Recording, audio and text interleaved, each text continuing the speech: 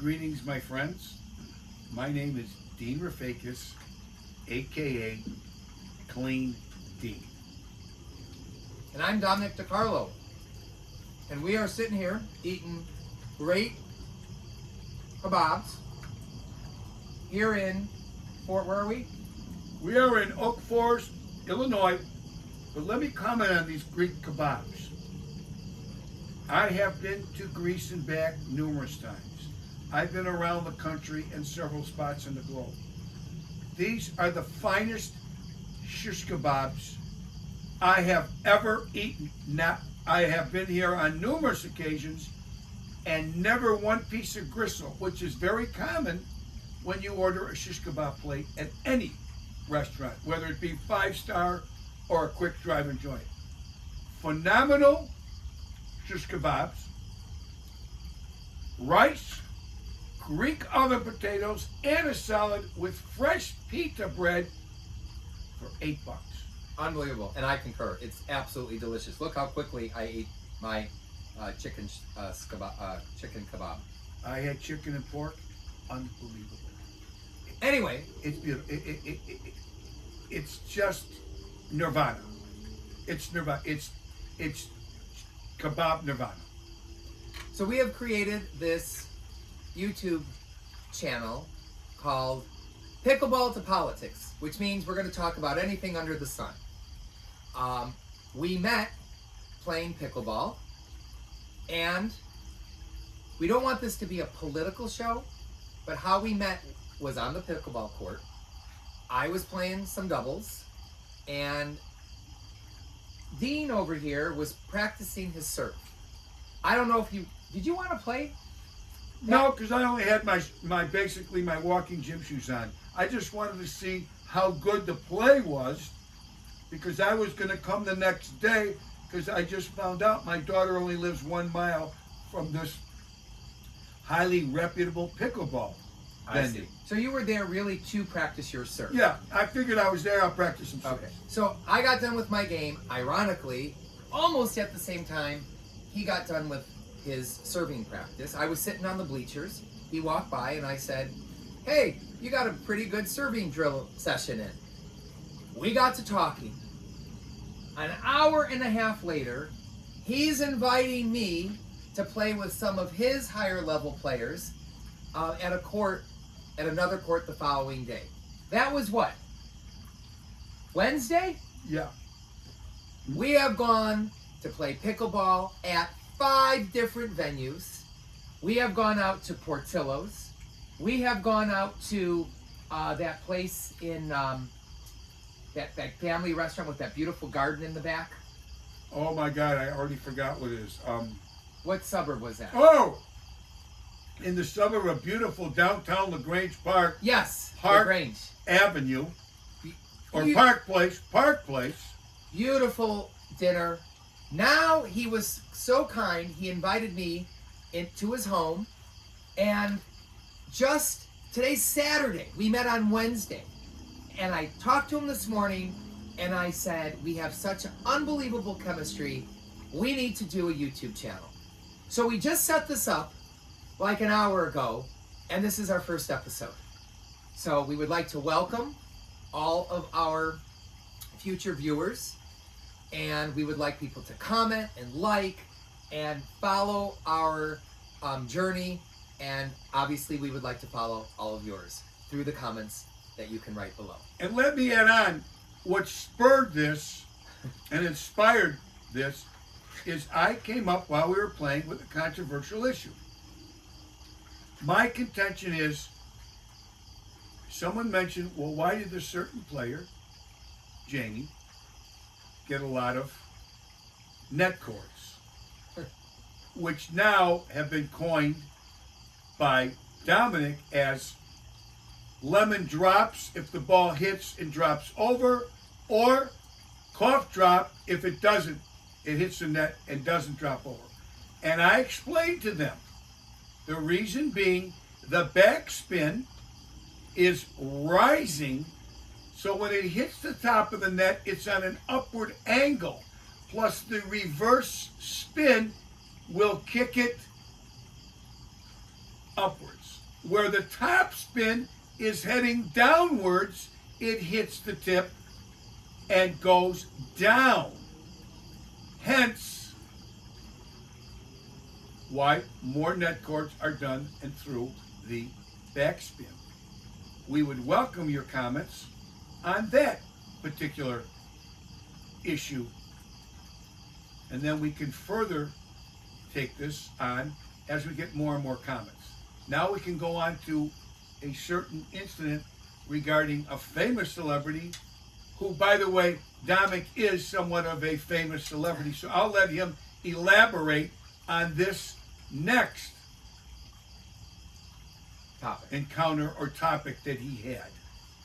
So, getting back to why I called those shots lemon drops and cough drops is pickleball has some very funny terms. The Bert, the Ernie, the Louie, and the Nasty Nelson.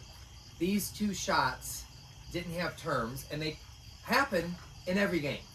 So I really want to have these terms trend. If it hits the top of the net and goes over, that's a lemon drop. If it hits the top of the net and doesn't clear the net, you call it a cough drop. So getting to my career, I am a stage hypnotist. I've been doing it since 2007. So what is that? 16 years? Yes. And my training is in hypnosis for entertainment. I also do the hypnotherapy. I actually trademarked that, my term, and we call that hypno help. And this is to help people overcome their fears, phobias, challenges, and addictions, even your pain. And we are blessed to have the largest produced multimedia hypnosis show in the world. I headline the show at casinos all over the world and cruise lines all over the world. And it is just my passion. I absolutely found my calling in life. It is just a hysterical show. Every show is different. People are amazed. People have a good time, both watching and participating. And I get to help people overcome their drug addictions and alcoholic problems, and I help people quit biting their fingernails, and their depression, and their getting over their boyfriend, girlfriend, wife, spouse, husband, etc. So you make positive changes in people's lives. So that is what I do. Dean is retired.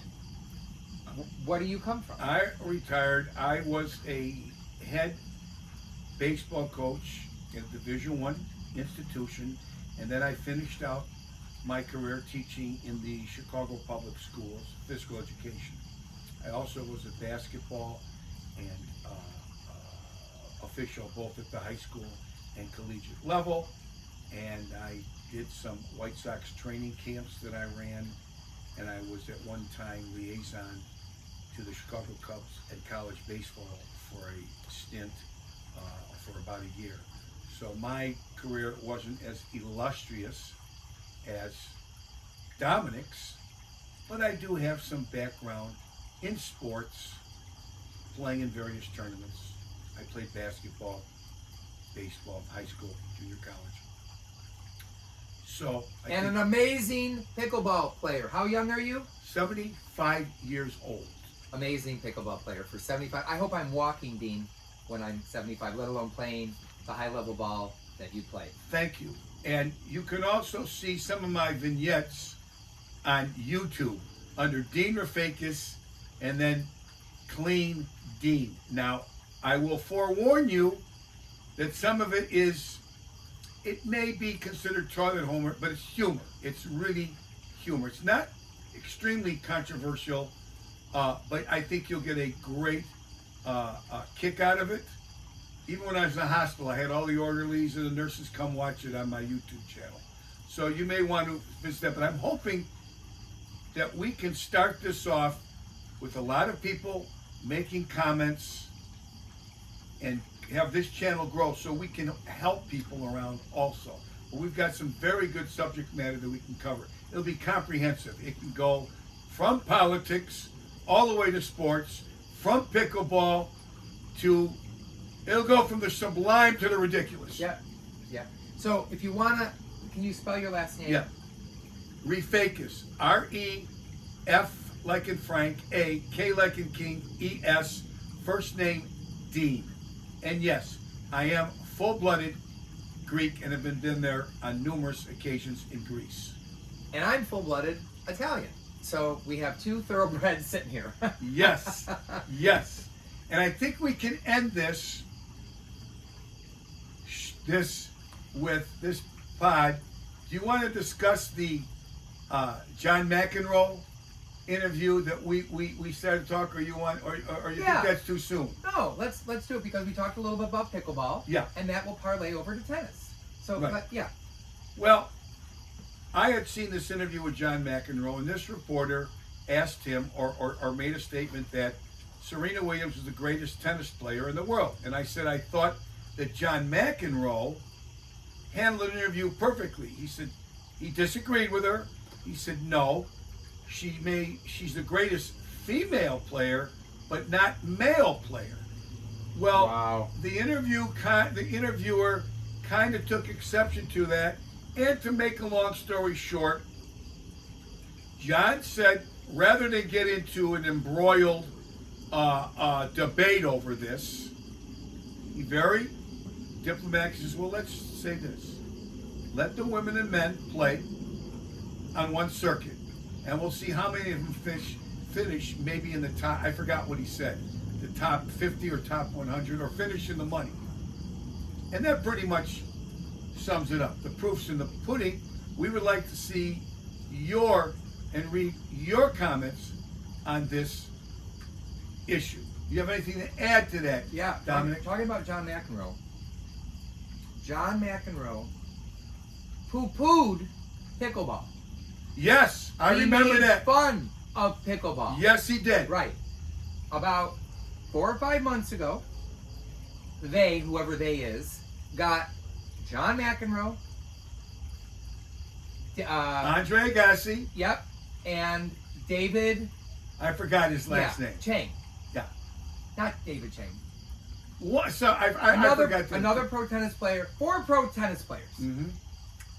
And they challenged all of these haters of pickleball to play in a pickleball tournament, and the winning team would win $1 million. Now they hate pickleball. Did they do it? Or did they laugh at the offer?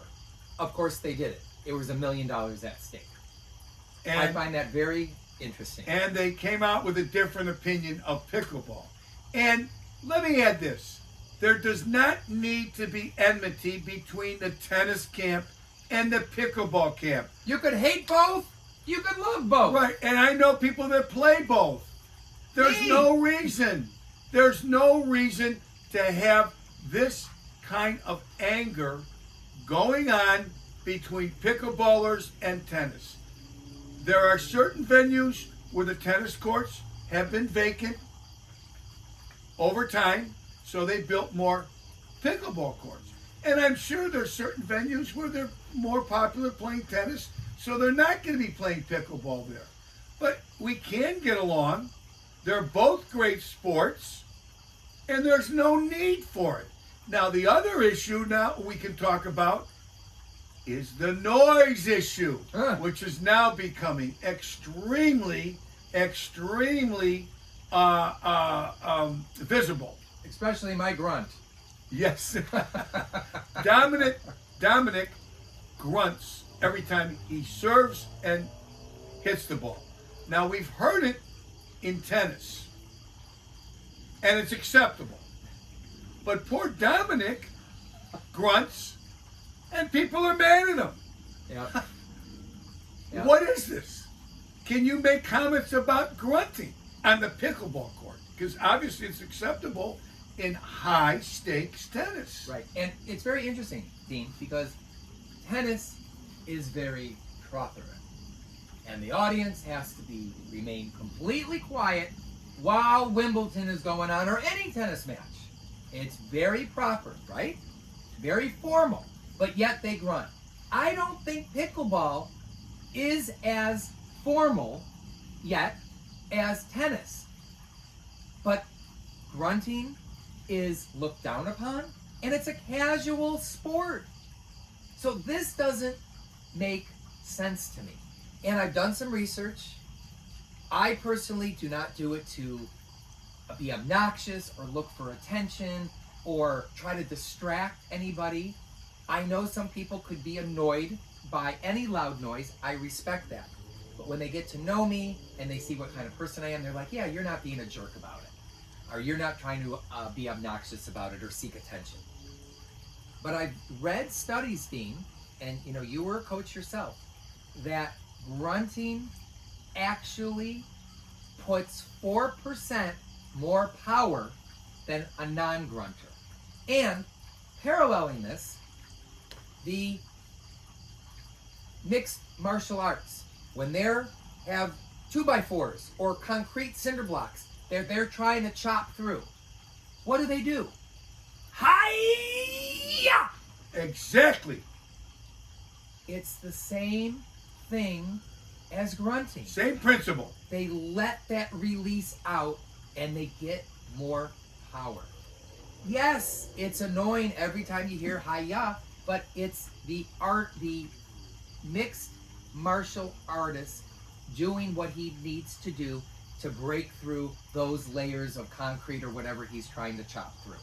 And I'm sorry, it's the same thing I do on the pickleball court, tennis court, and volleyball. In fact, my nickname on the volleyball court is Monica, because Monica Seles had a vicious, loud grunt. So I was called Monica in the volleyball court. That was my nickname.